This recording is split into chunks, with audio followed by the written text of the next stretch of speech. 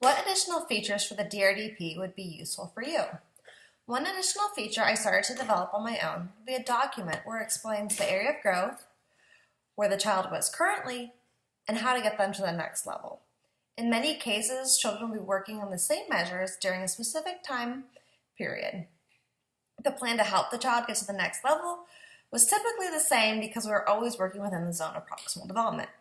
I quickly realized that I was repeating myself on different children's developmental progress reports, especially if it was an area of growth for the whole class in my summary of findings. I had a base template I would modify it slightly for each child. Since I was a mentor teacher, I would train fellowship teachers and student supervisors on how to complete the developmental progress report. The how to help a child grow was always a topic each semester. Whenever I would share my document with them, they would thank me and use it to guide their developmental progress reports. I know I always struggled to complete the DRDPs in the required time period. During the beginning of my time as a head teacher, I was a salary employee. I would spend at least an extra hour or two a day on my DRDPs to complete them on time outside of the classroom. They always added an additional stress to the job, which was already stressful and demanding physically, mentally, and emotionally. I had quite the advantage of a high education, but it usually came down to lack of time.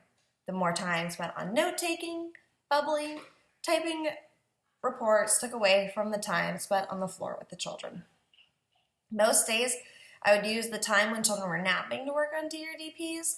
As I progressed as a teacher, I found ways to make the most use of my time.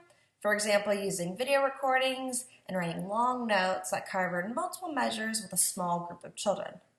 I would photocopy the note and place it in multiple children's folders.